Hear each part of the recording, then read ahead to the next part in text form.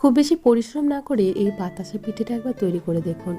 অসাধারণ হয় খেতে, আর বানানো হয় ভীষণই সহজ পদ্ধতিতে। তো ভিডিওটি শুরু থেকে শেষ পর্যন্ত দেখার অনুরোধ রইল। আমার প্রধান উপকরণ লাগছে এখানে গোবিন্দভোগ চাল। জলটা আগেই ফুটতে বসিয়ে দিয়েছিলাম। তারপরে এখানে দিয়ে দিলাম ওই 150 গ্রাম পরিমাণে গোবিন্দভোগ চাল। আপনারা নিজেদের ইচ্ছে মতো এখানে পরিমাণটা নিয়ে নেবেন। আর দিয়েছি তার পরিমাণেই জল। তো দেখুন, একটু ফুটিয়ে নিলাম, সামান্য একটুখানি, ওই 1 থেকে 1.5 মিনিটের মতো। তার বেশি ফোটানোর একদম প্রয়োজন নেই। এখন ঢাকা দিয়ে রেস্টে রেখে দেব। এই গরম জলের মধ্যে চালটা ভিজলে কিন্তু খুব ভালোভাবে ফুলে উঠবে। তো দেখুন, আমি 15 মিনিটের মতো রেস্টে রেখে দিয়েছিলাম। আর চালটা কতটা পরিমাণে ফুলে উঠেছে, একদম ফুলে টইটুম্বুর। এমন অবস্থাতে একটা মিক্সিং জারের মধ্যে পুরোপুরি চালটাকে নিয়ে নেব। তারপর খুব ভালোভাবে পেস্ট করে নেব। পেস্ট করার সময় কিন্তু বেশি জল ব্যবহার করবেন না, সামান্য জল দিয়ে কিন্তু এখানে পেস্টটা তৈরি করে নেবেন। এখন অল্প পরিমাণে দিয়ে দিলাম লবণ, ওই স্বাদ অনুসারে। এখন খুব ভালোভাবে এই চালটাকে ফেটিয়ে নিতে হবে। আমি দেখুন এই পেস্টটাকে খুব ভালোভাবে ফেটিয়ে নিয়েছি।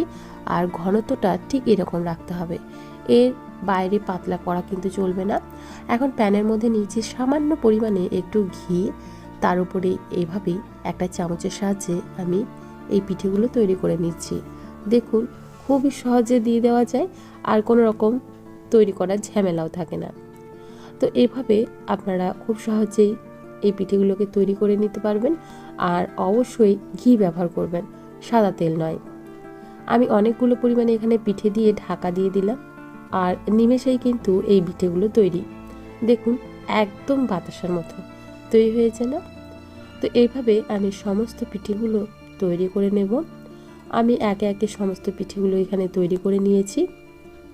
আমাদের বাতাসের পিঠেগুলো এখন তৈরি হয়ে গেছে। একইভাবে আমি সমস্ত পিঠেগুলো তৈরি করে নিচ্ছি। আর এই পিঠেটা তৈরি করতে সত্যি বলছি ভীষণ মজা লাগে। মানে এত সহজে যে পিঠে উঠে যায় সেটা আপনারা ধারণাই করতে পারবেন না।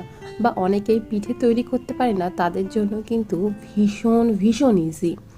তো এভাবে আমি সমস্ত পিঠেটাই তৈরি করে নিচ্ছি।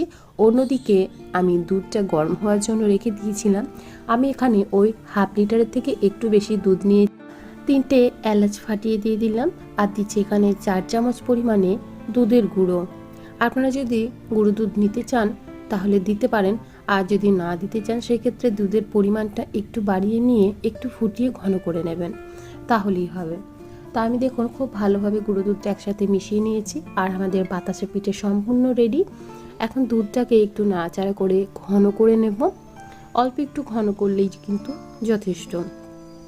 তো খুব ভালোভাবে দুধটাকে নাড়াচাড়া করে আমি এখানে ঘন করে নিয়েছি।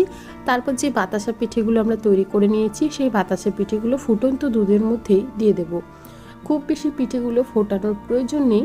2 থেকে 3 মিনিটের মতো দুধের মধ্যে ফুটালেই কিন্তু এই পিঠেগুলো তৈরি হয়ে যায়। আর এই পিঠেগুলো তৈরি করা ভীষণ ভীষণ ইজি। খুব ভালোভাবে সমস্ত কিছু একসাথে মিশিয়ে নিয়েছি এবং 2 থেকে 3 মিনিটের মতোই ফুটিয়ে নেব। তারপর আমি এখানে মিষ্টিটা ব্যবহার করব। আচ্ছা, মিষ্টির জন্য আপনারা কিন্তু খেজুর গুড়, চিনি বা পাটালি গুড় ব্যবহার করতে পারেন। আমি এখানে পাটালি গুড়ই ব্যবহার করব। আপনারা চাইলে খেজুর গুড় ব্যবহার করতে পারেন। আর যদি একান্তই গুড় না থাকে সেক্ষেত্রে চিনি ব্যবহার করে তৈরি করে নিতে পারবেন। তবে এখন যেহেতু গুড়ের সময়, তাই গুড়টা ব্যবহার করাই ভীষণ ভালো হবে। আমি এখানে দিয়ে দিলাম পাটালি গুড়। আমি নিজের মিষ্টির পরিমাণ অনুযায়ী পাটালি গুড়টা দিলাম। তবে আপনারা নিজেদের মিষ্টির পরিমাণ অনুযায়ী এখানে গুড়ের পরিমাণটা একটু বাড়িয়ে নিতে পারবেন। এখন গুড়টা দিয়ে আমি ওই 2 থেকে 3 মিনিটের মধ্যেই ফুটিয়ে নেব। খুব বেশি ফোটানোর কিন্তু কোনো রকম প্রয়োজন নেই। দেখুন, গুড় দেওয়ার কারণে দুধের কালারটা একটু চেঞ্জ হয়ে গেছে। আর দুধটাও কিন্তু খুব ভালোভাবে ফুটেছে। আর বাতাসা পিঠেগুলোও কিন্তু খুব ভালোভাবে দুধের মধ্যে সেদ্ধ হয়ে গেছে। একটাও পিঠে কিন্তু ভেঙে যায়নি।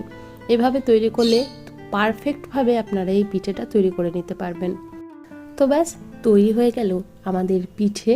এখন ফ্লেমটাকে অফ করে ঢাকা দিয়ে একটু স্ট্যান্ডিং টাইমে রেখে দেবো, একটু ঠান্ডা করে নেব। তারপর আমি এখানে পরিবেশন করছি। এই পিঠেটা বানানো তো ভীষণই ইজি দেখলেন, আর খেতেও কিন্তু ভীষণ সুস্বাদু হয়। গোবিন্দভোগ চালের নিজের একটা সুগন্ধি রয়েছে, তাই অবশ্যই গোবিন্দভোগ চাল দিয়েই তৈরি করবেন। এখন ওপর থেকে একটু পেস্তা কুচি ছড়িয়ে সাজিয়ে নিচ্ছি। এটা সম্পূর্ণ অপশনাল, আপনারা চাইলে নাও দিতে পারেন। তৈরি হয়ে গেল আমাদের দুর্দান্ত সাথে বাতাসা পিঠে। চলে যাওয়ার আগে অবশ্যই একবার ট্রাই করে দেখুন, আশা করি আপনাদের ভীষণ ভীষণ ভালো লাগবে। আজকে এখানেই বিদায় জানাচ্ছি, আবারও হাজির হয়ে যাব অন্য কোনো দিন অন্য কোনো রেসিপি নিয়ে। বাই।